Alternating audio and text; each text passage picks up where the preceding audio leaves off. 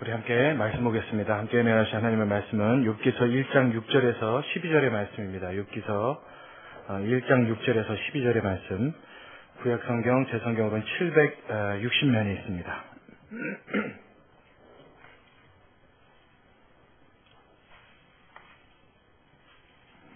욥기서 1장 6절에서 12절까지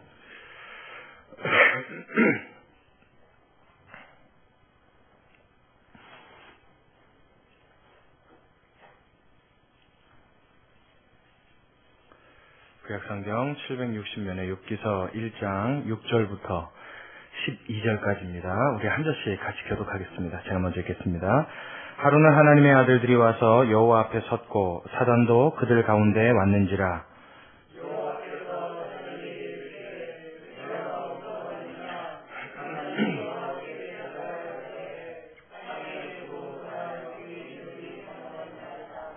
여호와께서 사단에게 이르시되 내가 내 종 욥을 유의하여 보았느냐. 그와 같이 순전하고 정직하여 하나님을 경외하며 악에서 떠난 자가 세상에 없느니라.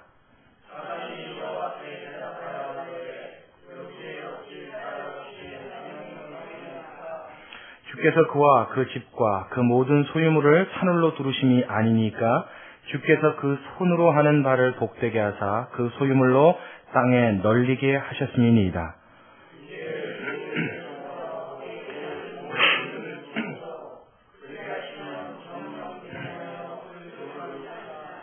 우리 12절 함께 읽겠습니다. 여호와께서 사단에게 이르시되 내가 그의 소유물을 다 내 손에 붙이노라. 오직 그의 몸에는 내 손을 대지 말지니라. 사단이 곧 여호와 앞에서 물러가니라. 아멘. 할렐루야. 자, 오늘 욥기서 강의 그 두 번째 시간입니다. 우리 욥기 1장 6절부터 12절까지의 말씀을 읽었는데, 오늘 이 말씀은 늘 제가 하는 얘기인데 참 중요합니다. 매주가 중요하고 매 말씀이, 모든 말씀이 다 중요하지만 제가 오늘 이 말씀이 왜 또 중요하다고 말씀을 드리냐면, 욥기서 전체를 이해하고 욥기서의 주제를 이해하는데 가장 중요한 사건, 가장 중요한 배경을 이루는 사건입니다. 그래서 오늘 이 말씀을 잘 이해해야 왜 욥이 이런 고난을 당했고, 이 고난을 당하는 욥을 통해서 하나님이 우리에게 무슨 말씀을 전하려고 하시는지 그 주제를 명확하게 알 수 있는 길이 열립니다. 오늘 말씀을 놓치면 사실 욥기서를 이해하는데 굉장히 난해함을 겪게 됩니다.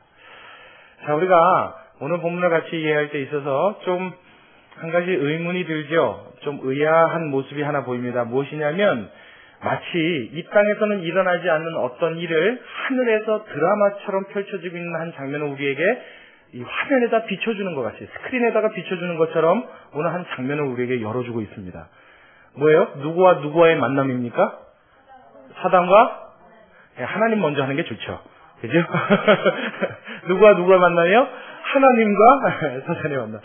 뭐 사실 차이는 없는데 괜히 기분상 하나님 먼저 얘기하는 게 좋을 것 같아요. 하나님과 사단이 만났어요. 근데 우리가 쉽게 생각하면, 여러분, 빛과 어둠이 공존할 수 있습니까?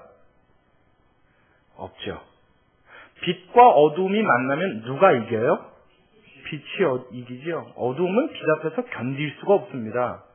사실 빛 되시고 빛의 참 되신, 참 빛 되신 하나님 앞에 어둠의 주관자인 사단은 감히 그 앞에 쓸 수 있어요, 없어요? 없는 게 정상입니다. 못 씁니다. 쓸 수가 없어요. 어떻게 빛이 왔는데 어둠이 그 자리를 버티고 있겠습니까? 절대 불가능한 일입니다. 그런데 오늘 이 본문에는요, 그런 불가능한 사건이 현실적으로 일어나고 있습니다. 다시요, 누구와 누가 만나고 있어요? 하나님과 사단이 만나고 있어요. 빛과 어둠이 만나고 있어요. 이 사건을 우리가 왜 이게 가능하냐, 어떻게 된 거냐, 뭐 원래 그러면 영적으로 들어갔을 때 뭐 사단은 하나님 앞에 어떻게 할 수 있느냐, 이런 걸 따지고 꼬리를 물고 들어가면 이제는 골치 아파집니다. 왜냐하면 그걸 생각하는 것 자체를 차단하기 위해서 제가 여러분들에게 이 말씀을 드린 것이 아니라, 장로교의 가장 중요한 진리를 이해하는데 모토가 되는 사상이 있죠. 가장 중요한 성경을 이해하는 가장 중요한 핵심 사상이 있습니다. 기독교인이라면, 하나님의 말씀을 하나님의 말씀으로 믿는 자라면 우리의 기본 원리 무엇입니까? 성경을 이해하는데 성경이 말하는 데까지 가고 성경이 멈추는 데서 멈춰야 합니다. 그렇죠? 하나님께서 이 하나님과 사단과의 관계, 일어나는 이 사건에 대한 자세한 설명을 우리에게 지금 조금이라도 비춰주고 있습니까? 안 비춰주고 있습니까? 안 비춰주고 계세요. 전혀 그 근거라든가 어떻게 이런 일이 가능하다든가 하나님과 사단의 만남에 있어서 어떤 영적인 교훈이 이 안에 있다든가 이런 뉘앙스는 지금 이 성경에서 눈을 씻고 찾아봐도 찾아볼 수가 없습니다. 하나님이 지금 보이시려는 건 그 의도예요? 아니에요? 아니죠. 그러니까 그 질문 하고 들어가면 안 된다는 거예요. 여기에도 역시 사단은 역사합니다. 우리가 성경에서 말하지 않은 것을 찾으려고 할 때 찾게 도와주는 이가 있어요. 그게 사단입니다.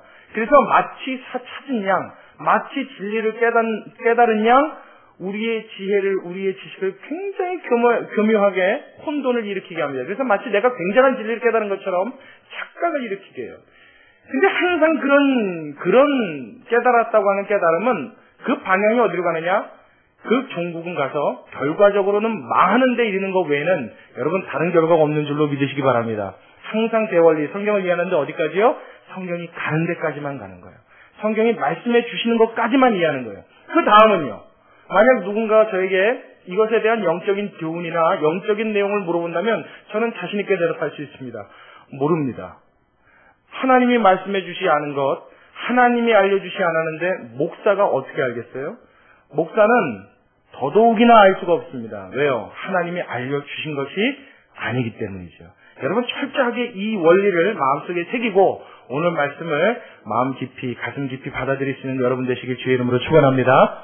자, 그렇다면 오늘 분명한 사실은 하나님과 이 사단의 만남에 있어서 어떻게 이 일이 가능한지 정확하게 추론할 수는 없습니다. 정확하게 알 수 없어요. 그러나 분명한 것은 사단이 지금 누구 앞에 와 있다는 거예요? 하나님 앞에 와 있습니다. 그리고 제가 지금 말씀드리는 이 내용에 대한 근거를 뒤에 가서 설명을 할 거예요. 분명히 사단이 하나님 앞에 와 있다는 것은 하나님의 어떠한 호출이 있었다는 것을 우리는 알 수 있습니다. 이것은 성경에서 보여주는 정도의 내용이에요. 왜냐하면 자, 욥이 고난을 당하죠. 오늘 본문에도 보니까 욥에 대해서 하나님 앞에 사단이 여러 말로 참소를 합니다. 참소라는 단어도 제가 좀 이따 설명할 텐데 욥을 그런 사람 아닙니다. 욥을 막 깎아내리려고 어떻게든지 욥을 보이려고 하나님 앞에 막 욕을 합니다. 그렇죠? 그랬더니 하나님이 그러면 내가 원하는 대로 한번 시험해봐라. 그리고 허락을 하십니다. 그래서 뭐라고 그러세요? 모든 소유물을 내 임의대로 하되 그의 몸과 생명은 손대지 못하게 하십니다. 그랬더니 사단이 어떻게 해요? 정말로 어디까지만 손을 대요? 재물까지만 손을 대죠. 아니에요? 이분 여기 중에 또 그런 생각이 뒤에 가보니까 몸에 악창도 나던데 그렇죠? 그럼 두 번째 참소입니다. 오늘 본문에서는 첫 번째요. 재물만. 하나님이 몸도 손대지 못하게 하셨어요. 아무것도 손대지 못하고 오직 재물만 다 날려봐라 그러셨어요. 네 미대로 해봐라 붙이셨어요. 그랬더니 사단이 어디까지만요? 정확하게 그의 소유물까지만 앗아갑니다. 그의 몸에 손을 대지 못해요. 자, 누구의 명령대로 하였습니까? 하나님의 명령대로. 사단이 아무리 날뛰고 아무리 정말 기고 나르는 것 같아도 누구의 뜻에 딱 커트라인이 걸려 있어요? 하나님의 뜻이에요. 그렇다면 사단이 하나님 앞에 왔다는 것은 누구의 뜻입니까? 사단이 임의대로 하나님 앞에 오고 싶다고 해서 온 거예요? 아니에요? 그럴 수가 없는 거죠. 누가 부르신 겁니까? 하나님이 호출해내신 거예요. 그래서 우리가 겨우 추측할 수 있다라고 한다면 사단이 하나님 앞에 와 있다라고 할 때 사단과 하나님의 만남이 이루어지는 것은 철저하게 누구의 뜻이 있을 때? 하나님의 뜻이 있을 때 가능하다 정도로 우리는 알 수 있습니다. 그러니까 사실 어떻게 보면요, 사단의 입장에서는 이건 죽을 맛입니다. 죽느니만 못한 거죠. 왜요? 어두움인 자기가 빛의 본체 대신 하나님 앞에 나아간다는 것은 어때요? 차라리 사라지고 없어지는 게 낫지. 그 빛을 견딜래야 견딜 수가 없는 것입니다. 사단의 입장에서 보기엔 굉장히 힘들고 어려운 일입니다. 그럼에도 불구하고 하나님께서 그를 호출해서 불러내시면 하나님 앞에 순종할 수밖에 없는 것. 역시 우리 하나님은 만왕의 왕이신 줄로 믿습니다. 참 멋있잖아요. 여러분, 그 하나님이 누구세요? 우리가 믿는 아버지십니다. 멋있어요. 저는 그래서 예수 믿는 게 자랑스럽고 예수 믿는 게 신이 납니다. 온 우주와 온 영적인 세계와 이 피조의 모든 것을 다 합쳐서도 가장 뛰어난 왕 중의 왕, 그분이 누구시라고요? 내가 믿는 하나님 아버지라고요. 얼마나 자랑스럽습니까? 할렐루야! 할렐루야! 이것만큼 여러분 성도들에게 자부심이 있고 이것만큼 성도들이 자랑스럽게 여길 일이 또 없는 줄로 믿습니다. 신나는 일이죠. 우리 하나님이 그런 분이라는 거예요. 자, 우리 여기까지 기본 지식을 머리에 딱 담아두고 오늘 말씀을 하나씩 살펴보겠습니다. 오늘 수요일 저녁 예배 설교 제목은 사단의 존재입니다. 사단의 존재. 사단이란 말을 우리가 흔히 쓰는 말로 바꿔 말하면 귀신의 존재, 뭐 이런 말이 되겠죠. 말씀을 우리가 한 절 한 절 나누기 전에 제가 질문 하나 드릴게요. 여러분 귀신의 존재를 믿으십니까? 자, 믿는 분들만 한번 아멘해 보세요. 믿으십니까?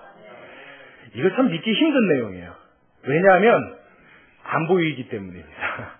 보이질 않아요. 사실 귀신이 보인다 그러면 참 믿기가 쉬운데 어떻게 생각하면 보여도 괜찮을 것 같아요.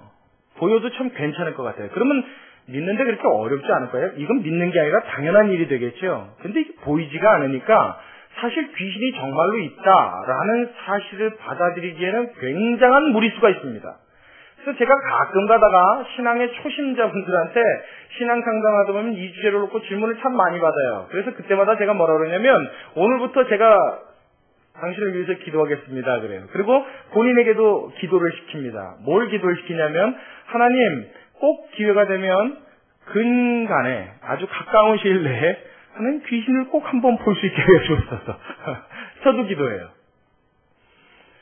여러분 표정이 좀 이상하신데 여러분 때때로는 경험해보고 내가 실체를 맛보고 그것에 대한 확신을 갖는 것이 보지 못하여 의심하고 믿지 못하는 것보다 어떨 때는 더 큰 유익이 될 수도 있는 것을 저는 종종 확인을 합니다. 여러분도 이 사실 믿으십니까? 자, 성경에 보면요, 예수님 앞에 의심이 많았던 제자가 있었어요. 그 제자 이름이 뭐예요? 도마. 칼과 도마 할 때 그 도마죠. 이 도마가 얼마나 의심이 많았냐면 예수님이 돌아가시기 전에도 내가 십자가에 죽고 나면 사흘 만에 부활하리라, 살아나리라 말해줬어요. 근데 도마는 도대체 그 사실을 믿을 수가 없었어요. 사흘이 지나고 예수님이 주일날 아침, 일요일 아침, 안식일이 지나고 첫날 부활하셨다 하는 소리를 듣고 소문을 듣고 여인들이 예수님을 만났다는 말을 들었는데도 도마는 강경했어요. 뭐라고 했습니까? 내가 그 못자국에 손을 넣어보고 그리고요 내가 그 옆구리 창자국에 손가락을 넣어보지 않고는 믿을 수가 없노라 그랬어요. 왜 그렇게 이야기했습니까? 어찌 보면 일반적인 지식을 갖고 있는 아주 건전한 지식인으로서는 굉장히 당연한 이야기입니다. 이거는 믿음이 없고 믿음이 있고 차원의 이야기가 아니라 사실 우리가 믿음을 논할 때는 이미 믿음이 생기고 난 다음에 하나님이 살아계신다는 그 확신을 갖고 난 다음에 신앙생활을 해가는 과정에서 흔들릴 때의 믿음에 대한 이야기를 다루는 거지, 하나님의 사심과 모든 영적인 세계에 일어나는 진리들을 내가 믿기도 전에는 믿음이라는 사실을 사실 다룰 수 있는 주제가 아니죠. 왜요? 과학적인 근거도 없어요. 역사적인 사실도 없어요. 여러분 예수님이 살아나시겠다 말씀하셨고 본 사람이 있다 말아 했지만 역사적으로 봤을 때 죽었다 살아난 사람이 있어요? 없어요? 없어요. 있다면 아마 예수님 살아계실 때 죽은 지 나흘 되어서 송장 썩은 내가 났죠? 누구예요? 나사로. 나사로 죽었을 때 제자들 보는 데서 예수님이 살리셨어요. 근데 아마 도마가 그 가운데 없었나 싶어요. 만약 죽은 지 나흘이 돼서 송장 썩은 내가 나는 것을 살리신 예수님을 보고도 도마가 그 예수님의 부활을 못 믿었다면 이건 좀 심각한 문제가 되겠죠. 모르겠습니다.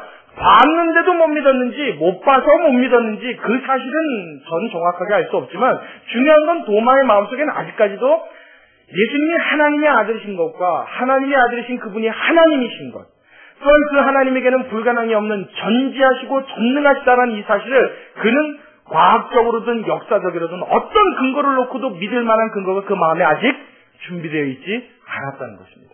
그래서 못 믿었단 말이에요. 못 믿었더니 예수님이 어떻게 했어요? 그래, 너는 평생 그럴 줄 알았어. 내가 3년을 가르쳤는데도 이놈아, 야, 넌 글렀다. 3년 동안 내가 그렇게 애를 썼으면 저 3살 먹은 어린애도 전 세계 다니면서 복음을 전하리라. 너는 내가 이제 넌 거들떠도 안 보리라. 예수님이 그렇게 대하셨나요? 안 그러셨죠? 믿지 못하고 있는 도마에게 예수님이 어떻게 하셨어요? 직접 나타나셨어요. 직접 그 앞에 나타나셔서 그것도 문이 걸어 잠겨 있고 제자들이 모여있는 그 가운데 갑자기 신비스럽게 폭 나타나셨단 말이에요. 나타나셔서 어떻게 했어요? 손을 보여주고 옆구리를 보여주시면서 내 못자국에 손을 넣어보고 내 옆구리 창자국에 손을 넣어보고 믿음 없는 자가 되지 말고 믿음 있는 자가 되어라. 그렇게 말씀하셨어요. 그랬더니 그 예수님의 나타나심을 도마가 그제서야 발견하고 난 다음에 어떻게 돼버렸어요? 그 예수님 앞에 고꾸라졌죠. 그냥 쓰러져 버렸어요. 그리고 뭐라고 얘기해요? 오 주여, 당신은 나의 주, 나의 하나님이십니다. 그런 고백을 그제서야 했습니다. 드디어 도마의 마음속에 무엇이요? 믿음이 생기는 순간이죠. 예수님이 그 다음에 참 기가 막힌 이야기 하십니다. 무슨 얘기요? 너는 나를 본고로 믿느냐? 보지 않고 믿는 자는 다시요. 너는 나를 본고로 믿느냐? 보지 않고 믿는 자는 다 같이 복되도다 그러셨잖아요. 너는 나를 본고로 믿지만 보지 못하고 믿는 자들이 이후로는 어떻게 해요? 많이 있을 거라는 거예요. 그 중에 대표적인 예가 누굽니까? 저와 여러분들인 줄로 믿습니다. 할렐루야. 그런 자들을 예수님은 염두에 두셨죠. 이미 아십니다. 그래서 어떻게 해요? 이후로 예수님을 믿을 그 믿음의 사람들이 나올 모든 사람들을 머릿속에 떠올리시면서 그들의 밥을 보게 돼 예수님이 감탄하시고 찬사를 보내셨어요. 자, 그렇다면 안 보고 믿는 것이 좋습니다마는, 그것이 또 복된 일입니다마는, 그렇다고 해서 예수님이 끝까지 안 보고 믿을 수 있도록 도마에게 믿음 주지 아니하시고 나타나지 않으셨냔 말이에요. 그럼에도 불구하고 나타나셨죠. 그럼에도 불구하고 보여주셨습니다. 그럼에도 불구하고 확인시켜 주셨어요. 그 말은 무엇이에요? 보지 않고 믿는 것이 사실은 더 큰 복이 되긴 하나, 못 봐서 죽을 때까지 못 믿을 거라면, 여러분 귀신을 보고라도 그 존재와 살아계신 하나님의 역사를 맛볼 수 있는 기회가 여러분들에게 제공되어지길 주의 이름으로 축원합니다. 그러고서라도 믿는 것이 훨씬 더 복되는 거예요. 끝까지 못 믿을 거라면, 끝까지 못 믿을 거라면. 그러니까 저는 오늘 설교를 준비해놓고 마음으로 기도했어요. 하나님, 오늘 설교 듣고 나면 우리 성도들 중에 아직 영적인 세계를 정확하게 모르는 사람들 있지요. 있을 수 있지요. 저도 과거에 10년을 넘게 교회 다니는 동안 하나님이 진짜 계시다는 사실은 솔직히 못 믿었거든요. 그냥 어떠한 분 있을 거다 정도였지, 진짜 현실적으로 살아계시고 지금도 함께 하신다? 전혀 믿을 수 없었어요. 믿음이 아직 마음속에 자리 잡지 않은 우리 모두에게 하나님께서 특별한 영적인 체험을 허락해 주시기를 간절히 소원합니다. 하나님은 살아계시고 지금도 함께 하셔서 모든 영계와 모든 인간계와 이 피조계의 모든 것들을 주관하시는 참 우주의 주인 되신 우리 하나님인 줄로 믿습니다. 할렐루야. 여기서 한 가지 더 나아가자면, 가끔 그래요. 기왕 볼 거라면 귀신 말고 천사를 봤으면 참 좋겠다, 그렇게 얘기해요. 아멘. 얼마나 좋겠어요. 여러분, 천사도 실제로 존재하지요. 존재합니다. 아마 지금도 우리 예배를 돕기 위하여 우리 중에 와 있는 줄로 믿습니다. 여러분 개인에게 하나님이 돕는 천사를 보내신 걸 여러분 아십니까? 믿습니까? 아니에요. 여러분 알고 계세요? 히브리서 보면 천사에 대한 존재가 나옵니다. 이야기가 나오는데, 성경에는 천사의 존재를 무엇이라고 이야기하냐면, 하나님은 천사를 당신의 사역자로 부르시는데 불처럼 바람처럼 쓰신답니다. 불처럼 바람처럼 천사를 부르시는데 누구요? 곧 구원 얻을 후사를 위하여 하나님이 부르시는 종이 아니냐 그랬어요. 그러니까 천사들이 역할은 무엇이냐? 하나님의 구원 얻을 후사, 예수님이 적어도 승천하시고 부활하셔서 승천하시고 난 이후에 모든 믿음의 후사들이 다 어떻게 해요? 하나님 앞에 잘 신앙생활하고 바르게 성장할 수 있도록 그 영적인 삶과 모든 육체계에 있는 일들을 돕기 위하여 보내주신 하나님의 사역자, 하나님의 종 무엇이요? 그게 천사의 존재라는 거예요. 그러니까 다시 하나님이 우리의 영안만 여시면 뭐예요? 나를 돕는 천사도 볼 수 있는 줄로 믿으시기 바랍니다. 오늘 아멘이 여기도 좀 작아요. 못 봤으니까 그러죠, 아직까지. 그죠? 볼 수 있다니까요. 저는 봤어요. 오늘 목사님이 이상한 얘기만 골라가면서 아주 애매한 얘기들만 계속해요. 딴 때는 성경 얘기만 이렇게 하고 막 하더니 오늘은 무슨 이 동화 갖고 약간 뭐라 그래요. 제가 오늘 왜 이렇게 덥죠? 뭐라 그러죠? 약간 이렇게 좀 그 신비적인 얘기를 좀 오늘 많이 하잖아요. 근데 여러분 신비적인 얘기도 가끔 필요합니다. 여러분들이 아셔야 돼요. 성경에서 알려주는 것만큼은 우리가 반드시 알아야 합니다. 저는 예전에 기도하다가 천사를 본 적이 있어요. 제 기도를 받아서 올라가는 천사를 본 적이 있어요. 할렐루야. 거짓말 같아요? 여러분이 기도할 때요, 여러분의 목소리가 무슨 힘이 있어서 영적인 능력이 있어서 막 우주로 팍 뚫고 올라가는 줄 아십니까? 안 그래요. 하나님은 기도의 향기를 흠양하신다 그럽니다. 성도들이 기도를 할 때 그 낱말을 막 하나님이 이렇게 들으시고 그렇게 역사하시는 게 아니라 어떻게 하냐면 성도들이 하는 모든 기도를 천사가 대접에 받아서 하나님 앞에 올라가며, 또 대접이라고 했더니 그럼 그 그릇이 노시야, 금이야, 은이야, 뭐야, 또 이러고 따지고 들지 말라고요. 그건 상징이죠. 그 기도를 흠양하시는 하나님 앞에 받아 올라간단 말이에요. 그러면 하나님은 어떻게 해요? 그 기도를 흠양하시는 겁니다. 하나님이 그 기도를 받으시는 거예요. 꼭 제사에 하나님 앞에 제물을 바치면 그 제물을 하나님 내려와서 고기를 뜯어 드십니까? 이렇게? 네? 뼈 이렇게 발라서 옆에 버리고 이렇게 하세요? 안 그러시죠? 그 제물에 타는 향을 하나님이 흠양하시죠. 그리고 그 제물을 받으시는 겁니다. 똑같아요. 하나님 앞에 드리는 제사와 같이 사람의 기도도 하나님이 거룩한 제사처럼 흠양하시는 거예요. 그것을 중간에서 돕는 역할을 누가 한다고요? 천사가 한단 말이에요. 기도하는데 하나님이 영안을 탁 여시니까 뭘 봐요? 내 기도를 받아 올라가는 천사가 보이더란 말이에요. 그럼 지금도 목사님 보여요? 아니, 안 보여요. 하나님은 그거 계속 열어놓으면 어떻게 하시겠어요? 저는 이 땅의 사람이 되겠어요? 제3세계 사람이 되겠어요? 그러니까 하나님이 꼭 필요할 때 잠깐 여셔요. 잠깐 경험시켜 주십니다. 계속 가게 안 해요. 그러니까 여러분, 제가 이거는 조금 벗어난 얘기인데, 여러분 주변에 아주 신비주의에 쌓이신 분들이 가끔 있습니다. 이제 이런 분들은 뭐라 그러냐면, 신령. 입에서 하여튼 신령이라는 말이 떠나질 않아요. 그래서 신령한 사람은 모르고 얘기를 하는데, 이런 사람의 특징이 뭐냐면, 기도만 하면 하나님의 음성을 듣는데요. 기도만 하면 본답니다. 그리고 심지어 어떤 사람은, 이거 우스운 얘기가 아니라 실제로요, 요렇게 하고 기도하는 사람을 봤어요. 이렇게 하고 주여 하시면서 이렇게 기도를 해요. 이걸 왜 이렇게 하는가? 그게 늘 궁금해서 나중에 제가 갔어요. 그리고 물어봤습니다. 왜 기도할 때 이 손가락을 이렇게 핍니까? 그리고 제가 그걸 약간 이렇게 좀 이상하게 물어보면 기분 나빠할 것 같아서 혹시 거기 무슨 비밀이 있나요? 뭔가 이렇게 신비로운 것처럼 물어봤더니 그분이 자랑스럽게 아주 몸에 이렇게 힘을 주면서 뭐라냐면 이건 안테나입니다. 영의 안테나입니다. 그러는 거예요. 그래서 하나님의 주파수로 맞추려면 이거 한 장 패야 된대요. 이렇게. 기도하다 나도 모르게 이렇게 쨍그로 꼬마라질 때가 있다는 거예요. 이건 또 사단이 역사하는 거래나? 그럴 땐 주님 앞에 얼른 회개하고 이걸 핀대요. 참, 이렇게 잘은 나려면 이건 뭐예요? 이건 무당도 아니고 점도 아니고 이건 귀신의 역사도 아닙니다. 어리석기가 그렇게 없는 거예요. 이건 바보입니다, 그냥. 뭐 영이고 저시고 따질 것도 없어요. 이건 바보예요, 그냥.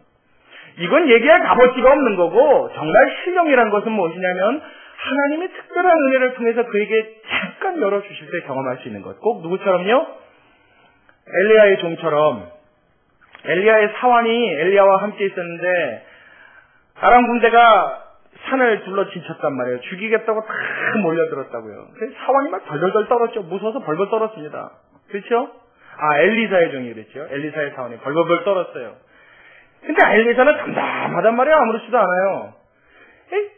생각했겠죠, 사환이. 엘리사는 어떻게 하면 저렇게 담대하고 저렇게 겁이 없을까? 굉장히 궁금했겠죠. 그때 엘리사가 그 사환을 위해서 기도합니다. 주여 저에게 은총을 베푸시고 은혜를 베푸셔서 저 종의 눈을 열어 내가 보는 것을 저도 보게 하옵소서. 할렐루야. 그때 뭐가 보였어요?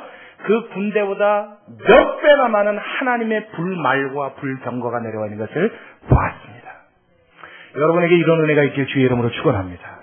할렐루야. 보십시오. 보시기 원하세요? 저한테 얘기하지 말고 하나님한테 구하십시오. 하나님은 사랑하는 자녀들을 위해서 그 아들의 목숨을 내어주신 분입니다. 그 아들의 목숨과 더불어서 무엇인들 아니 줄까 보냐? 믿음이 적은 자들아 그러셨잖아요. 하나님 앞에 믿음을 달라고 확신을 달라고 보여달라고 구하십시오. 하나님이 은혜 베풀어 주실 줄로 믿습니다. 모세도 하나님 앞에 담대하게 기도했잖아요. 뭘 구했어요? 하나님을 나에게 보이시옵소서 그랬죠? 하나님 당신을 보여주옵소서 그랬다고요. 그때 하나님이 그 구약 시대에도 그 어미의 하나님이 어떻게 하셨어요? 내가 그것 또한 너에게 들어주리라. 그리고 어떻게 해요? 하나님의 모든 선한 형상들을 그 앞에 다 지나가게 하시지 않아요? 그렇죠? 단지 그것을 눈으로 직접 보면 죽으니까 손으로 덮어두셨다가 지나가시는 등을 싹 볼 수 있게 해주셨다고요. 인간에게 베푸신 최대 하나님의 축복과 은혜인 줄로 믿습니다. 하나님이요, 정말 뭐든지 다 주고 싶은 거예요. 모세에게뿐만 아니라 오늘 예배드리는 저와 여러분에게도 하나님이 이와 같은 마음이 있는 줄로 여러분 믿으시기 바라요. 아멘. 그러니까 여러분 구하시란 말이에요. 그래서 사단의 존재가 있음을 믿으십시오. 이 사단이 얼마나 교묘하고 얼마나 간교한 자인가. 그러한 자가 지금도 살아서 내 삶에 호시탐탐 나를 노리고 있다고 생각하면 우리는 절대 신앙생활을 설렁설렁 할 수 없습니다. 우리는 절대 신앙생활에 긴장감을 풀 수가 없습니다. 베드로전서 5장에 뭐라고 말씀하세요? 근신하라 깨어라 너희 대적마귀가 우는 사자와 같이 두루다니며 뭐 할 자를 찾나니? 삼킬 자를 찾나니. 지금도 마귀는 어떻게 해요? 두루 돌아다녀요. 두루 다닙니다. 사방팔방 쑤시고 다닙니다. 가만히 있지 못하고 계속 헤매고 다니는 거예요. 그거 왜 헤매고 다녀요? 사단이 왜 그러고 다닙니까? 어떻게 해서인지 지금도 삼킬 자가 없느냐? 어떻게 해서인지 저 사람을 넘어뜨릴 수 없느냐? 어떻게 해서인지 지금이라도 저 믿음에서 나고시킬 수 없느냐? 애쓰를 하고 돌아다니는 거예요. 여러분 지금도 나를 호시탐탐 노리고 있는 사단의 존재가 확실하다고 믿는다면 우리의 신앙은 주님 앞에 더 분발하고 더 열심을 낼 수 있는 줄로 믿습니다. 그렇게 이 확신은 굉장히 중요한 거예요. 오늘 본문에도 봤더니 사단이 하나님 앞에 왔는데 7절에 하나님께서 사단에게 물으십니다. 여호와께서 7절입니다. 사단에게 이르시되 내가 어디서 왔느냐? 그랬더니 여러분 뒤에 거 읽어보세요. 사단이 뭐라고 그래요?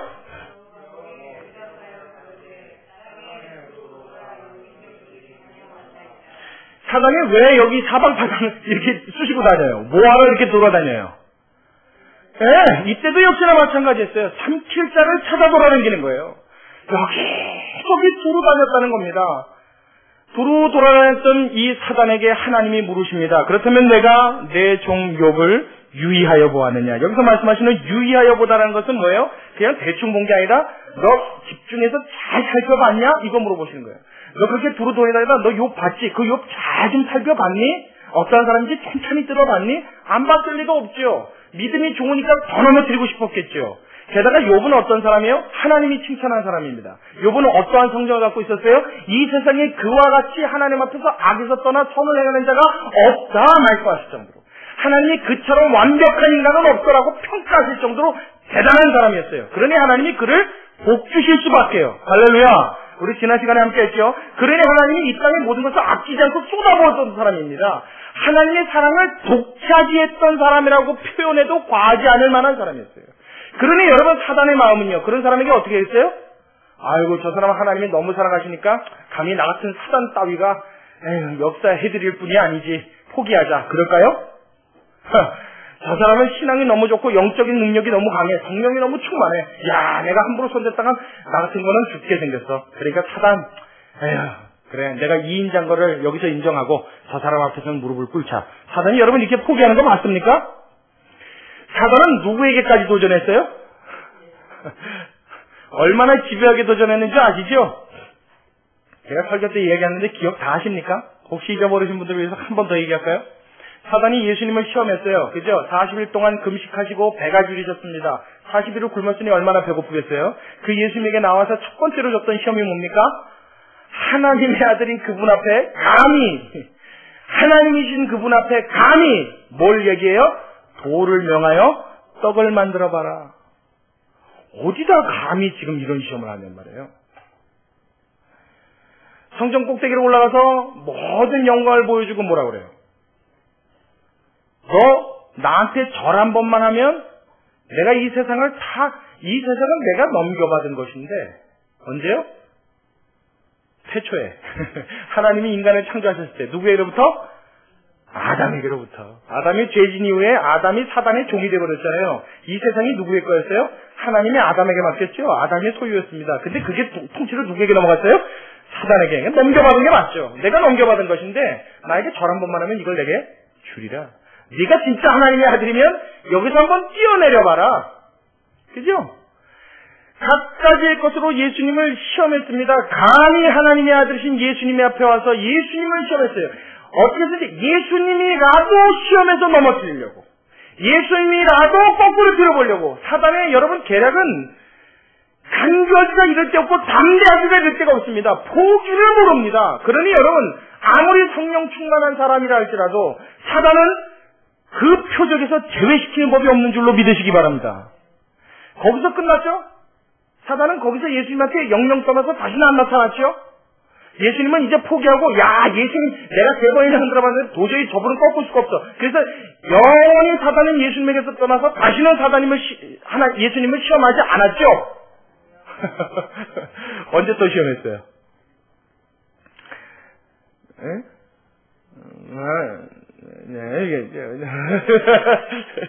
맞아요. 우리 전사님이 아시는 건 많은데 성격이 담대한 게 조금 부족하셔서 이게 설교 시간에 물어보시면 기도 한 2글자만 들려요. 맞아요. 베드로를 통해서도 시험했죠. 베드로가 뭐라고 그랬어요? 주여 그리하지 마옵소서. 예수님이 죽는다 그럴 때 주여 그럴 수 없나이다. 되게 위해 주는 척했죠. 그랬더니 베드로한테 뭐라고 그랬어요? 사단아 내 뒤로 물러가라. 예수는 베드로를 통해서 역사하신 사단을 정확하게 보신 거예요. 거기서뿐만이었습니까? 또 몇 번이 더 있는데 제가 중요한 것만 몇 가지 말씀드릴게요. 마지막 예수님 돌아가실 때도 시험했죠. 돌아가시는 그 순간에도 시험했어요. 뭐라고 그랬어요? 고개는 끄덕거렸는데 뭐라고 그랬어요? 여러분 설교 시간에 많이 듣는 게 중요하지 않다니까요. 여러분도 막 얘기하시라고요. 제가 우리 데살로니가 전서 할 때 그랬잖아요. 강론하자고요. 저도 그러려고 그래요. 여러분들하고 많이 나눠서 이게 서로 통해야 됩니다. 내가 오늘 멍하게 앉아서 들었는지 말았는지 이루고 가면 안 된다고요. 그렇죠. 엘리 라마사박다니 그랬더니 사람들을 통해서 뭐래요? 야, 저가 엘리야를 부른다. 내가 다른 자는 구원해놓고 너는 구원하지 못하느냐 막 그랬잖아요. 그래서 뭐라고요? 내가 진짜 하나님의 아들이면 십자가에서 내려와봐라. 그 옆에 있는 사람도 구원해보고 너도 구원해봐라 막 그랬죠. 그게 사람인 것 같죠? 그게 사람 맞습니까? 여러분 그 입을 통하여 사단이 지금 예수님을 흔들고 있는 겁니다. 마지막까지도 어떻게 해요? 예수님을 흔들어 보고 있는 거예요. 마지막까지도 어떻게 해서든지 사단의 뜻 앞에 예수님을 굴복시키려고 그는 도전했다고요. 이게 사단의 정체입니다.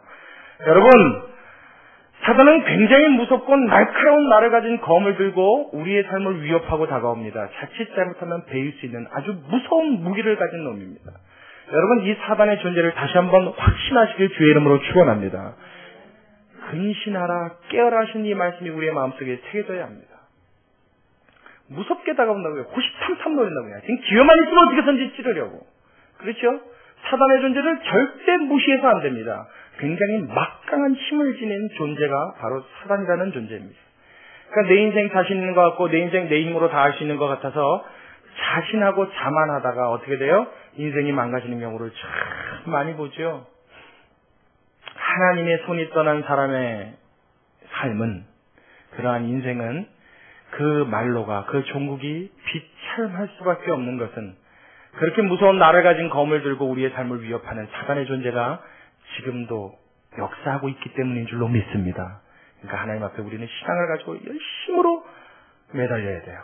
하나님 앞에 나의 신앙생활을 자꾸 점검하고 돌아보고 근신해서 깨어서 하나님 앞에 나아가고 주를 붙들을 때, 하나님의 말씀 붙잡고 살아갈 때 이 모든 위협으로부터 벗어나는 하나님의 승리가 우리의 것이 될 줄로 믿습니다. 할렐루야. 자, 이 사단이 이제 무슨 공작을 펼치는지 한번 보자고요. 자, 우리 같이 말씀 보겠습니다. 자, 8절에 아까 제가 말씀드렸죠. 여호와께서 사단에게 이르시되 내가 내 종욕을 유의하여 보았느냐. 그와 같이 순전하고 정직하여 하나님을 경외하며 악에서 떠난 자가 세상에 없느니라 그랬어요. 이 9절에 사단의 말이 참 교묘합니다. 자, 뭐라고 하나 볼까요? 사단이 여호와께 대답하여 가로되 욥이 어찌 까닭 없이 하나님을 경외하리까? 그거 뭐예요? 까닭이 있다는 얘기죠. 그 까닭이 뭔가 한번 보자고요. 10절에 주께서 그와 그 집과 그 모든 소유물을 뭘로 두어요? 산으로 두르심이 아니니까. 얼마나 많은지 산이 둘러서 이렇게 있는 것처럼 아주 산처럼 둘러셨다는 거예요. 아주 복을 얼마나 쏟아부으셨는지 그 소유가 그렇게 넉넉한데 하나님 경외 안 하겠습니까? 이 얘기라는 거예요. 그 다음에요. 주께서 그 손으로 하는 바를 복되게 하사 그 소유물로 땅에 어떻게 했다고요? 땅에 어떻게 해요? 널리게 하셨음이니이다. 그러니까 보십시오. 욥이 얼마나 큰 부자였고 그 소유가 얼마나 많았는지 그 표현하는 방식이래요. 산울로 둘른 것처럼, 산이 둘러서 그 욥을 둘러 진친 것처럼 그의 소유물이 많았고 그 소유물이 얼마나 많았는지 온 땅에 널려 있다 이렇게 표현합니다. 하나님이 그에게 더 이상 줄 수 없을 만큼 주신 거예요. 막 쏟아부어 준 거예요. 그러니까 사단이 그걸 딱 집었죠. 그래서 뭐라 그래요? 하나님, 욥이 굉장히 괜찮은 것처럼 하나님이 이해하고 계시는데 그렇게 생각하시는데 하나님 그거 속는 겁니다. 욥이 하나님을 그렇게 순전하게 경외하는데 다 이유가 있는 거지요. 무슨 하나님, 아유 말이 됩니까? 저 사람이 하나님을 그렇게 경외할 때는 딱 하나밖에 없습니다. 하나님이 그에게 주시는 모든 소유물, 그 복 때문에 그게 고마워서 이걸로 집사가 하나님 경외하는 겁니다. 그거 사실 별거 아닙니다. 이 얘기죠. 그렇죠? 여러분, 이 말은요, 욥을 굉장히 정죄하는 것 같이 들립니다. 욥을 참소하는 것 같이 보입니다. 그래요, 안 그래요? 그리고 사실이 맞아요. 참소하는 겁니다. 참소하다는 말의 뜻은 무엇이냐면은, 사전을 찾아보니까 이런 뜻이에요. 죄 없는 사람을 마치 죄 있는 양 꾸며서 그 사람을 계속 욕하고 죄인으로 몰아가는 행위, 이걸 참소라고 한답니다. 우리는 그 말을 현대어로 좀 편하게 말하면 중상모략 그러죠. 중상모략하는 거. 이걸 참소라고 해요. 근데 참소를 사단이 얼마나 지속적으로 하느냐면 잠깐씩 참소하고 마는 게 아니라 밤낮 하나님의 성도들을 참소한다. 성경은 그렇게 얘기해요. 하여튼 쉴 새 없이. 귀신도 잠을 안 자겠죠. 영적인 존재니까. 잠도 걔네는 없어요. 우리가 잘 때도 걔네는 뭐 하냐면 성도들을 앞에서든지 헐뜯으려고. 하여튼 헐뜯을 거리만 찾아내는 겁니다. 그래서 죄 없어도 죄 있는 척. 죄가 있으면 더 말할 것도 없겠죠. 어떻게든지 끌어내리고 넘어뜨리고 끊임없이 참소하는 자가 사단이에요. 지금 욥을 그렇게 하고 있단 말이에요. 근데 여러분, 이 참소에는 두 가지의 성격을 같이 갖고 있습니다. 욥을 참소하는 것은 기본이지만 아울러서 욥만 참소하는 것이 아니라 지금 하나님의 위엄과 하나님의 권위도 굉장히 깎아내리고 있습니다.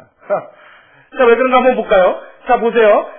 하나님, 당신이 욥에게 경배를 받고 찬양을 받는 것은 하나님이 그렇게 축복을 주셨으니까 저가 하나님을 경배하는 건 아닙니까? 자, 이 말은 욥이라는 사람은 워낙에 저 인격이 후진 사람이라, 인격이 별 볼 일 없는 사람이라 하나님이 그렇게 복을 주셨으니까 하나님을 경배할 수 있는 아주 조건부적인 별로 저질스러운 사람입니다. 저 사람 말하는 것 같지만 이 말을 딱 반대로 바꾸면 뭐가 돼요?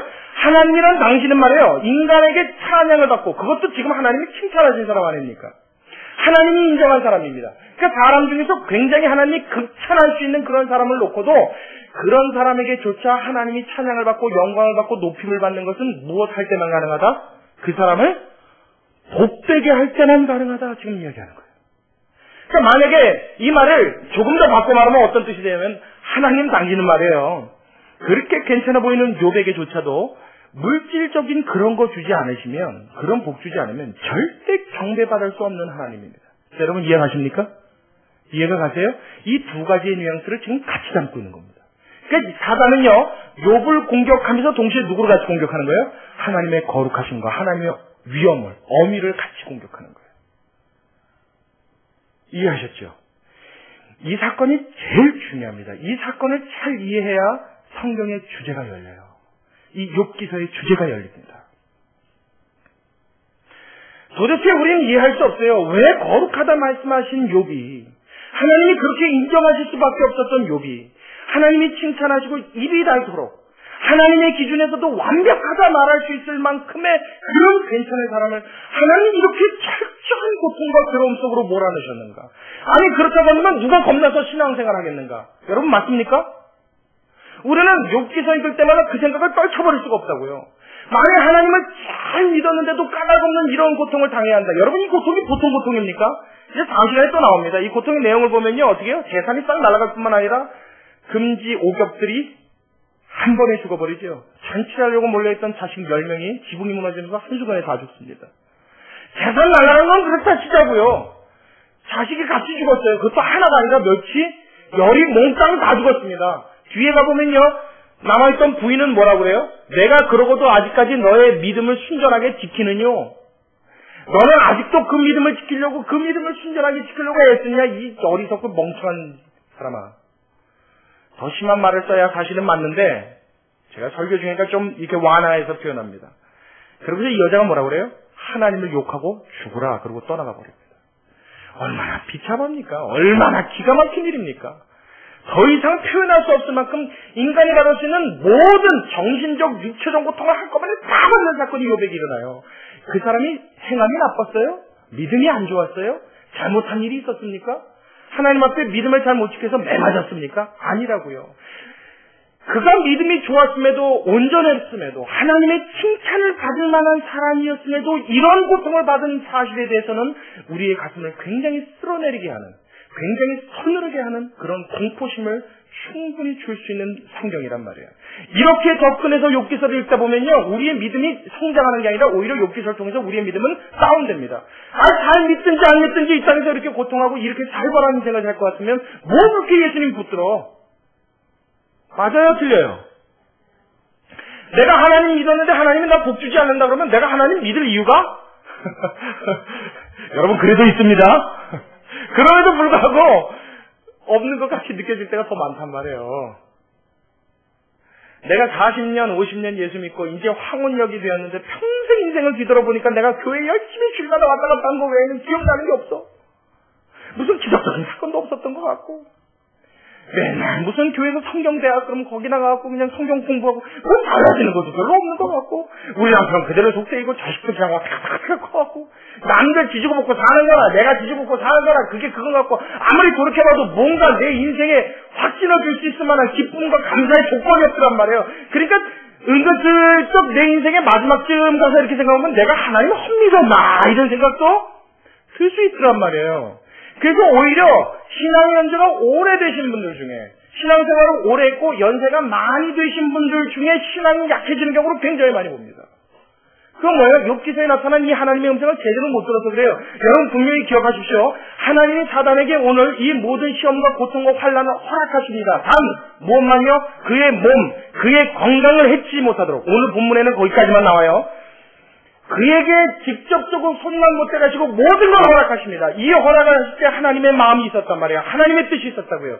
예레미야 애가 3장 33절을 보면 주께서 인생으로 고통함과 근심케 하심이 본심이 아니시다 이야기하십니다. 하나님께서는 절대 하나님의 자녀들로 근심하거나 고통을 받는 것을 마음의 본심으로 두신 일이 없다고 성경은 이야기합니다.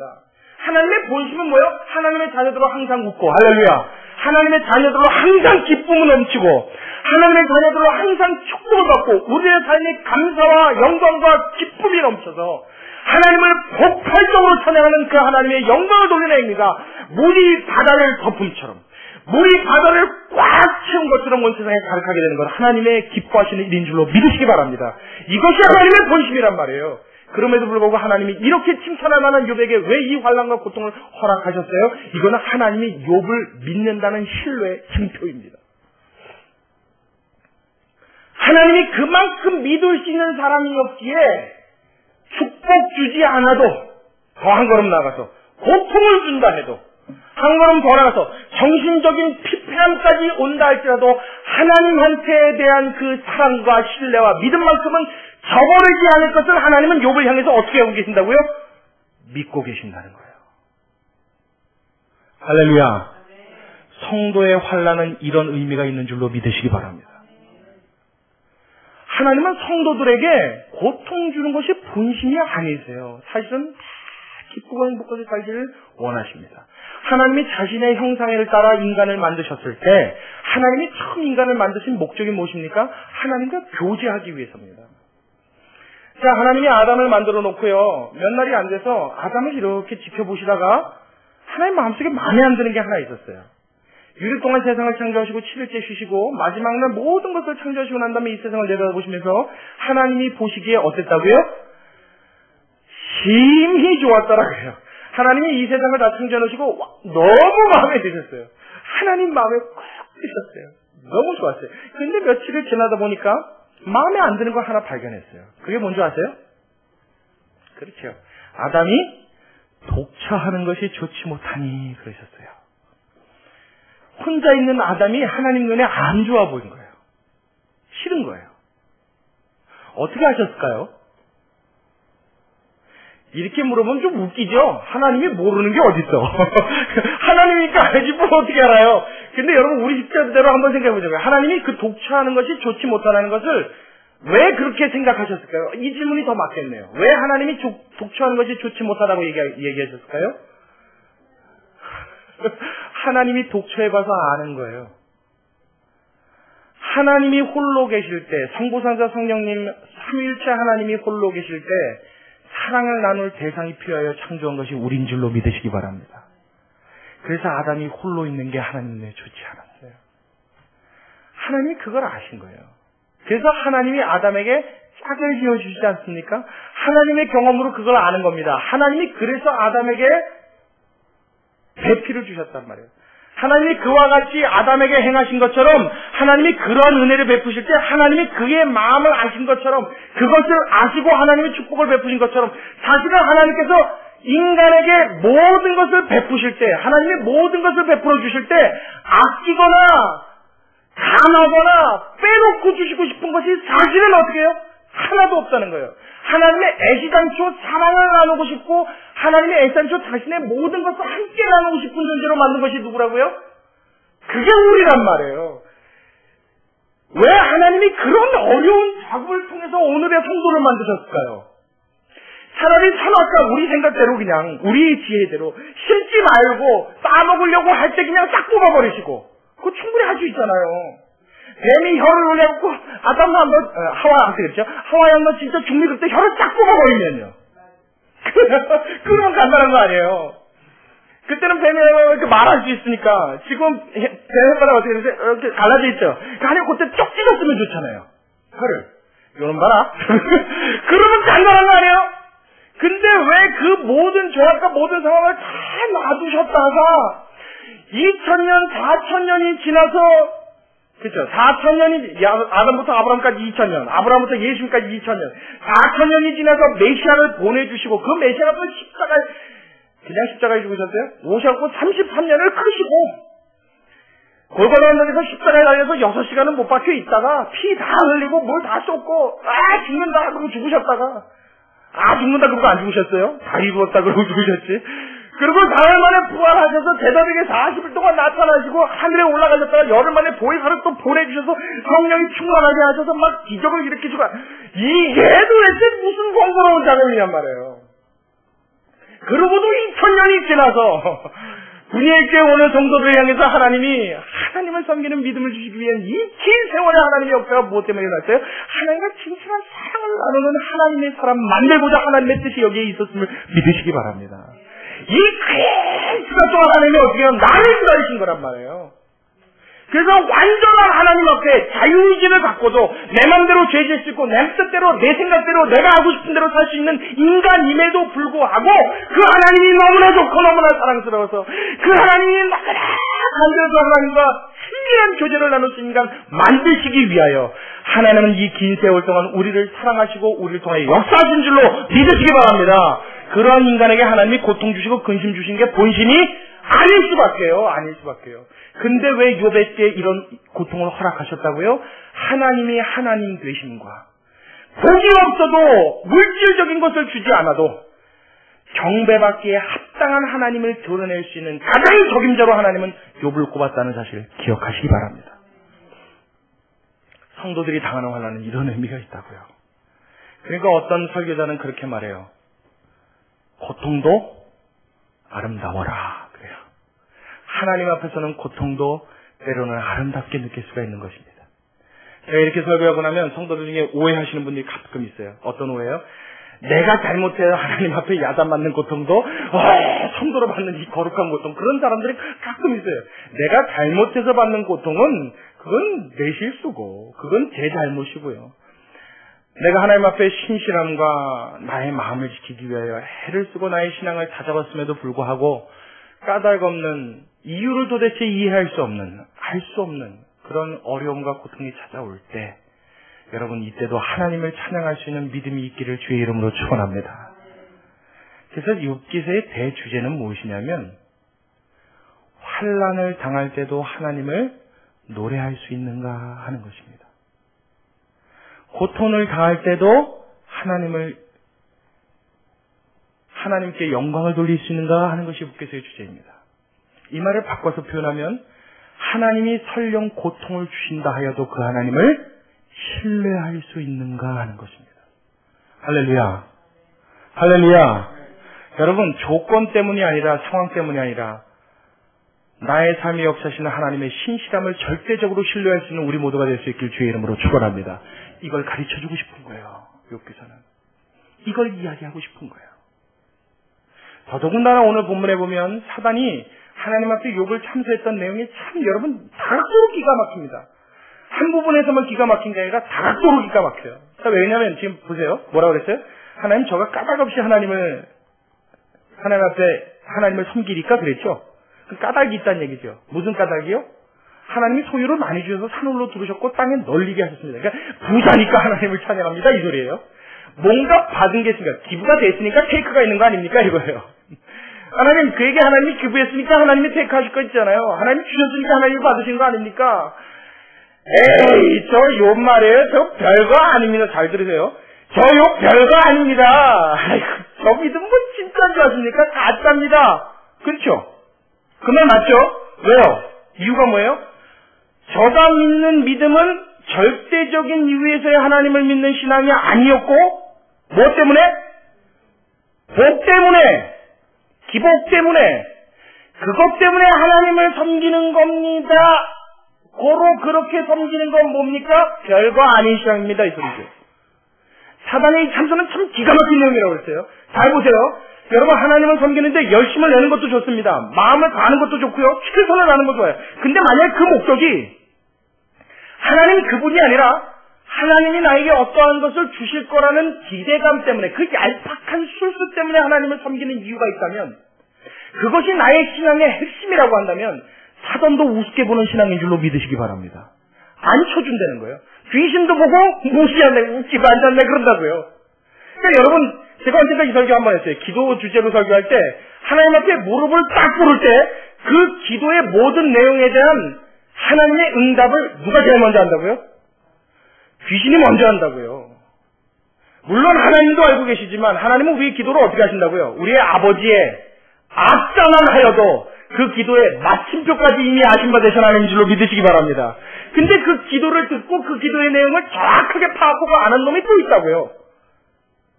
앞에는 불이고 우리 하나님이시고 뒤에는 놈이죠. 누구요? 그게 사단이라고요. 그게 귀신이라고요. 성경에는 사단을 표현하는 말이 참 많습니다. 뭐 벨리알, 어둠의 왕, 뭐 뱀, 용, 뭐 귀신, 여러 말로 바알세불 여러 말로 귀신을 표현해. 이게 다 같은 놈입니다. 한 놈을 표현하는 거예요. 이 귀신은요, 우리가 하나님 앞에 딱 기도하러 무릎 꿇을 때 내 마음속에 하나님 앞에 무슨 말을 할지 그 말을 하는 내용만 딱 들어봐도 그 속에 담겨있는 내용을 압니다. 그래서 그 기도를 무시하고 지나가는 경우가 있고요. 어떨 때는 그 기도 앞에 귀신이 벌벌 떨 때가 있습니다. 할렐루야. 무엇이 중심되었을 때요? 내가 받을 복이 아니라 하나님 그분이 중심이 되었을 때 사단도 무서워 떠는 기도가 되는 줄로 믿으시기 바랍니다. 다시요. 하나님께로부터 받을 어떤 복이 아니라 하나님 그분이 나의 신앙의 중심이 되었을 때 나의 삶을 놓고 사단이 긴장하고 두려워하는 역사가 일어나는 줄로 믿으시기 바랍니다. 이런 사람이 기도하면 역사는 힘이 강하다고요. 이런 사람이 나아가서 아픈 사람에게 손을 얹으면 어떻게 해요?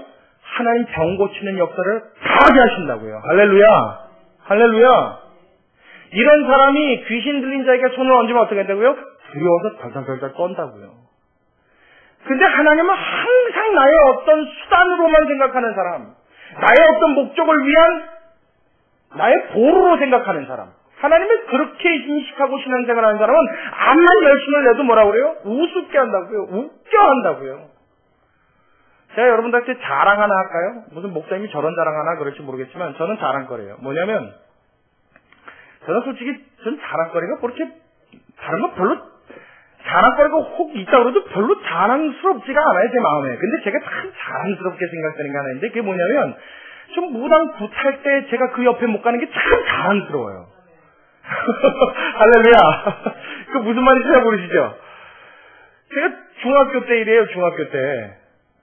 중학교 때 저 학교로 갔다 오는 길에 쟤들 오던 골목으로 올랐는데 사람들이 꽉 막고 골목을 못 지나가겠는 거예요. 그래서 무슨 일인가 구경하고 싶은 마음이 어린 마음이에요. 그걸 구경하려고 막 사람을 해치고 갖고 이렇게 봤더니 뭐가 펄쩍펄쩍 뛰어보니까 무당이 뛰는 거예요. 근데 정말로 사람 키만큼 뛰어요. 점프를 하는데 얼마나 높게 뛰는지.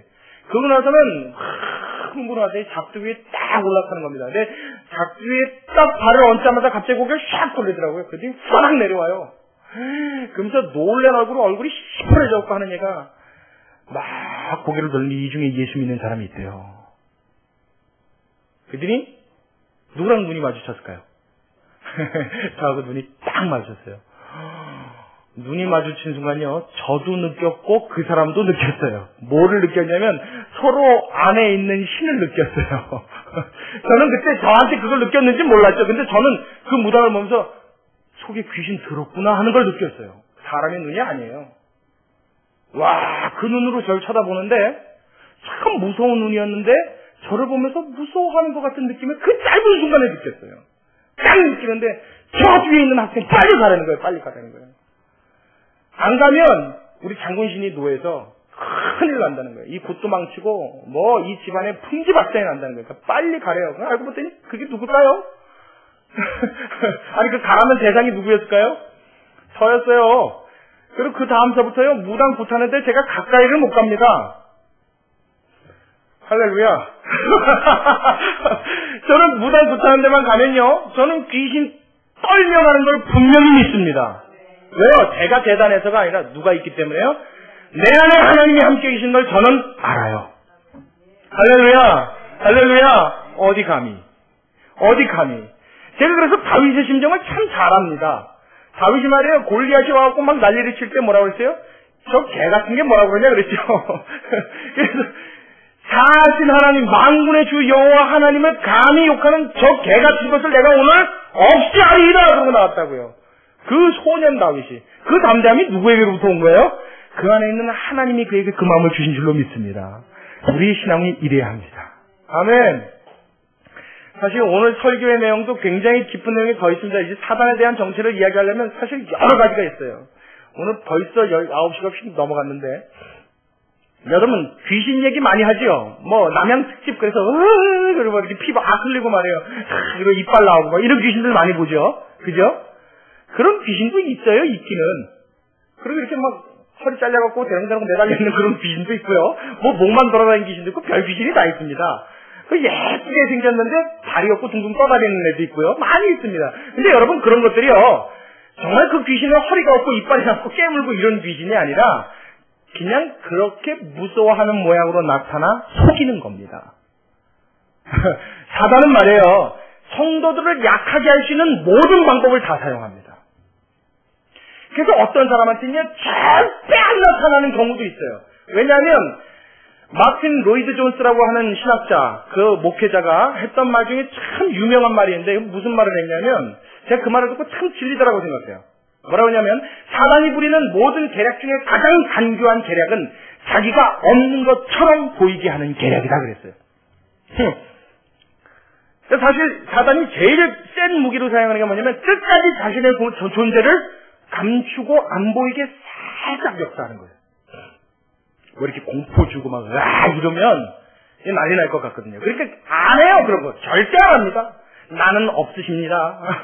나님은 이 세상에 존재 안 하십니다. 그리고 어떻게 해요? 그러니까 같이 속이는 거예요. 그리고 어떻게 해요? 계속 불화주고 계속 고민 주고 계속 고통 주고 계속 우울함 주고 하나님에 대한 불신이 계속 심어져서 결국은 믿음도 떠나고 생명도 별로 소중하지 않은 것처럼 인식하는 단계까지 가게끔 만드는 거예요. 그래서 인간을 지옥으로 끌어당기는 가장 좋은 방법은 뭐예요? 스스로 목숨 끊게 하는 게 제일 쉬운 방법이죠. 그래서 우울증 계속 주는 거예요. 계속 주는 거예요. 계속 주는 겁니다. 귀신도 없고 나중에 뭐도 없어요. 하나님도 없고 내 인생은 왜 이래 그러고 죽는 거예요. 그럼 뭐가 되는 거예요? 삼킬자를 찾은 거죠. 이게 사단의 역사입니다.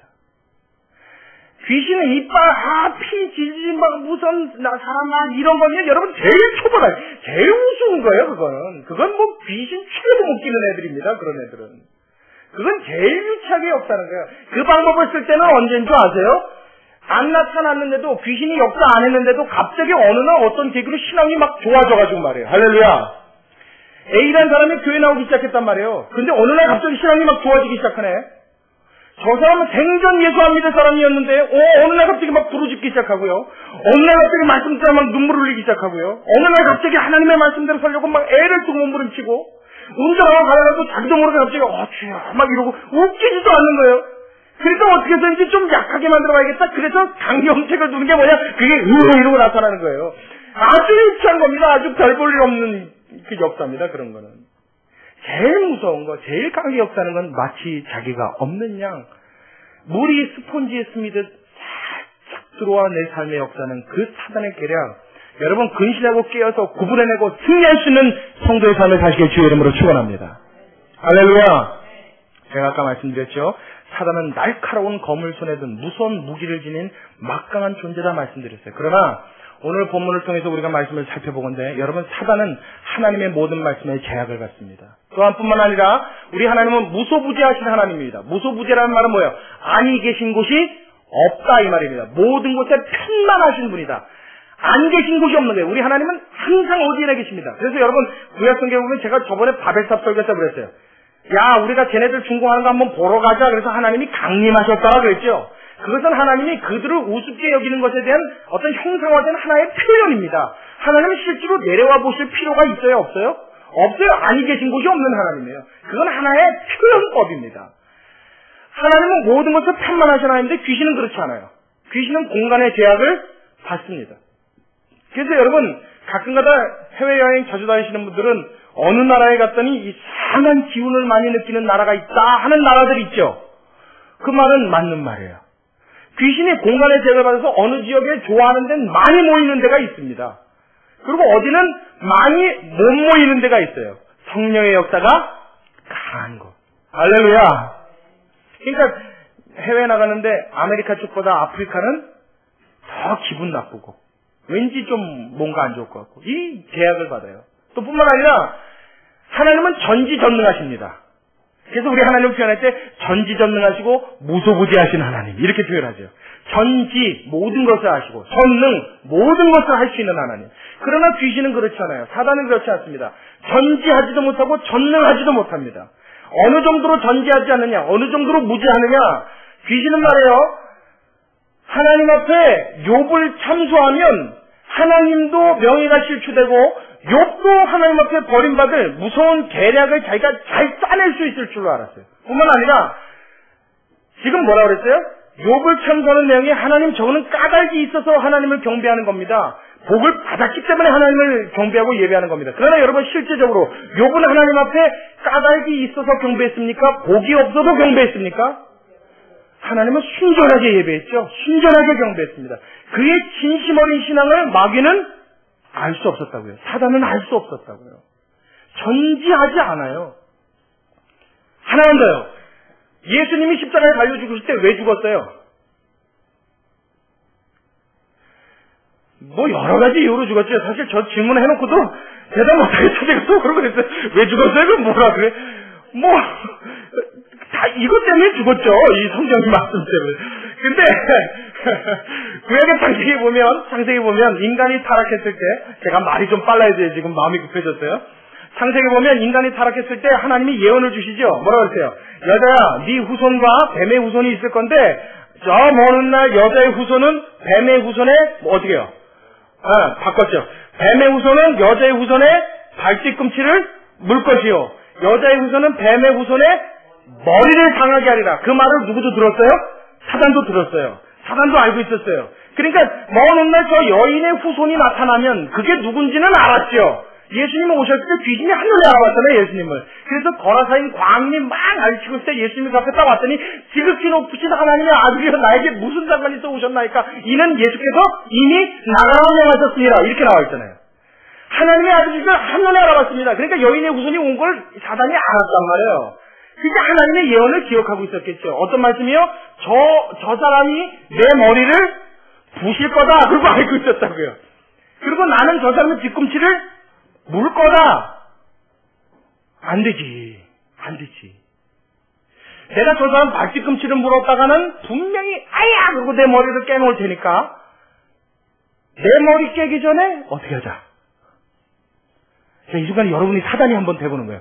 내가 머리 깨지기 전에 저 사람은 어떻게 하면 내가 머리가 안 깨질까요? 내 머리 깨지기 전에 저 사람 머리를 내가 먼저 깨자. 사단은 아마 이렇게 생각했을 거라고요. 그래서 예수님은 어디로 몰아넣었어요? 죽이는 대로 막 몰아넣었다고요. 근데 하나님은 그거를 허용하셨죠. 오히려 그 사단이 죽이고자 하는 그 모든 계략과, 그래서 예수님을 팔아넘기는 일을 할 때 가룟 유다의 마음에 누가 들어갔어요? 사단이 들어간다고 그랬잖아요. 그래서 사단이 들어가서 가룟 유다를 통해서 예수님을 팔아넘기고 죽이게 만들었다고요. 근데 하나님은 그걸 내려다보시면서 사단의 머리 꼭대기에 올라앉아 계셨죠. 그 사단이 예수님의 머리를 깨놓는 줄 알고 했던 모든 일들을 통하여 하나님은 오히려 사단의 머리를 박살내시는 역할을 하신 줄로 믿습니다. 이게 하나님의 역사란 말이에요. 그러니까 전지하지 않아요. 전능하지 않아요. 아무리 길고 날라봐야 누구 손 안에 있어요? 예수님의 능력 안에, 예수님의 손 안에, 하나님의 전능하심 안에 매여 있는 줄로 믿으시기 바랍니다. 시간 많이 갔는데 하나만 더 하고 싶어요. 어떡하죠? 뭐 어떻게 해요? 목사가 안 끝내면 못 끝내는 거지 뭐 어떻게 했어요? 하나 더 할게요. 자, 구약에 보면요 하나 또 있어요. 자, 갈멜산에서 전투가 벌어졌어요. 막 싸웁니다. 850대 1로 싸웠죠. 바알 선지자들, 아세라 선지자들과 엘리야와 한 사람과 붙었어요. 전쟁이 벌어졌습니다. 850명뿐만 아니라 그 주변에 누가 있었어요? 모든 이스라엘 백성들이 함께 한 편이 되어 있었어요. 그래서 전쟁이 딱 붙었어요. 그래서 이 850대 1로 싸우는 이쪽 편에는 바알 신에게 불을 내려달라고 막 소리를 질렀죠. 그죠? 수적으로 따지면 비교조차 안 되는 수입니다. 막강한 파워입니다. 그 웅장함, 그 대단함 견줄 수가 없습니다. 그리고 엘리야는 몇 명이 싸웠어요? 혼자 한 명이 싸웠어요. 자, 그런데 해가 질 때까지 오전부터 난리를 쳤던 바알 신상에 대한 제단에 불이 내려왔어요? 안 내려왔어요? 여러분, 바알 신을 다른 말로 표현하면 태양신입니다. 바알 신을 다른 말로 표현하면 하늘의 신입니다. 바알 신을 다른 말로 표현하면 농경의 신입니다. 태양을 주관하고 하늘을 주관하고 날씨를 주관해서 농사를 잘 짓게 하는 신. 그게 누구라고요? 바알 신. 태양은 뭐예요? 하늘에 떠있는 뭡니까? 불덩어리죠. 그러면 그 불덩어리를 주관하는 신이면 하늘에서 불 한 덩어리 떨어뜨려주는 건 일일까요? 아닐까요? 일도 아니죠. 바알한테는 아주 초보적인 일입니다. 그러니까 아주 우스운 일입니다. 근데 그 사제들이 800명 뿐입니까? 그 주변에 그 이스라엘 백성까지 합쳐서 그 난리를 치고 제사를 드릴 때 바알의 심정은요. 불을 내려주고 싶었을까요? 안 내려주고 싶었을까요? 얼마나 내려주고 싶었겠어요. 간절했죠. 어우, 내 새끼들이죠. 저 지옥 새끼들 저거. 저 지옥 백성들. 나랑 같이 저 영원히 저거 멸망받을 내 새끼들 저거. 저것들이 저렇게 몸을 찢고 막 나한테 제사하네. 불 한 덩어리 아이고 일도 아닌데 내려주고 싶어. 근데 누구 눈치가 보여요? 하나님 옆에 이렇게 왼곡에 딱 들고 계시죠. 그걸 뭐라 그래요? 해봐. 어디 한번 내려봐. 네가 할 수 있으면 한번 해보든가. 그 바로 어떻게 해요? 꼼짝없이 하루 웬쟁일 그 제사를 보면서도 내려줄 힘이 있는데도 못 내려주고 열중셔 하고 있는 거예요. 뒷짐을 딱 치고 있는 거예요.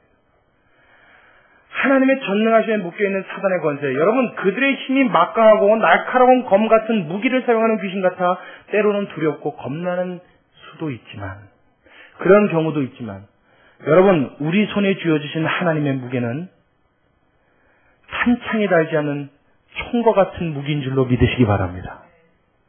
칼을 막 들고 휘두르고 쫙 홈을 잡았는데 빵 쏘면 어떻게 돼요? 끝나죠? 근데 게다가 이 총알은 떨어지지도 않는데요.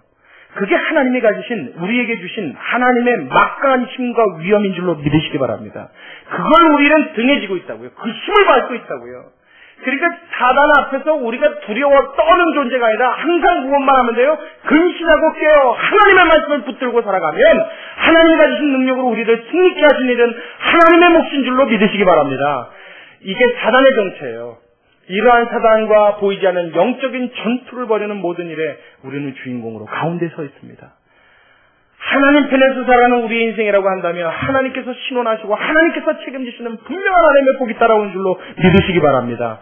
그 하나님을 신뢰할 수 있는 저와 여러분이 되시길 주님의 이름으로 축원합니다. 그러니까 예수 믿는 사람들은 복 받았다 말하는 거예요. 할렐루야. 우리 기도하겠습니다. 같이 기도하시겠습니다. 고마우신 아버지 하나님,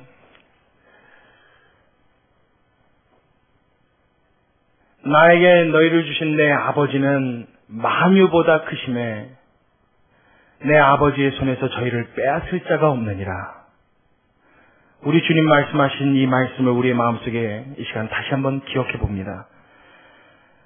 하나님의 자녀가 되었고 하나님의 사람이 되었고 하나님의 손에 붙들림받은 우리들의 삶, 이 세상의 어떤 것도 사단의 권세라 할지라도 우리의 삶을 망가뜨릴 수 없고 넘어뜨릴 수 없고 빼앗아갈 수 없음을 성경을 통하여 주님 이야기하여 주셨습니다.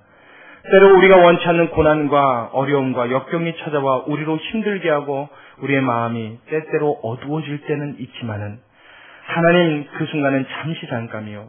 하나님께서 신원하시고 역사하시는 때 다시 한번 놀라운 주의 영광과 축복으로 우리의 삶을 일으키시는 주님을 신뢰하고 믿사오니 하나님 늘 언제나 나를 책임져 주시고 붙들어 주신 그 하나님을 놓치지 않게 하여 주시옵시고 우리의 마음과 기억에서 잊지 않게 하여 주시옵시고 하나님의 말씀 붙들고 주님의 선하신 뜻을 신뢰하며 어떠한 상황에서도 흔들림 없이 우리의 믿음을 잘 견고히 붙들어서 주님 앞에 칭찬받고 승리할 수 있는 우리 모두가 될 수 있도록 주님 우리 모두를 축복하여 주시옵소서.